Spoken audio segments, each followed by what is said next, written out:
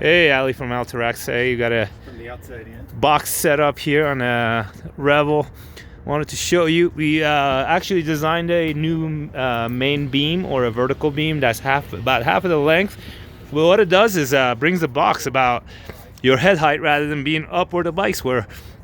Another cool tip that Rick just showed us, he put some cork material right here to increase the width, so these arms grabbed the bar better. So that's interesting. That's just flooring mat, like gym flooring mat. He cut into strips and put it right over that bar and got the box on. But again, this is like about a half length box, and it works pretty good. It puts the box right top. Ski season, here we come.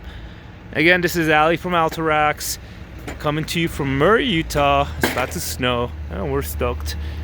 And this works with the extender. It's got the straps. He's still gonna strap to the doors when he needs to, because you're creating a kind of a high lever situation here.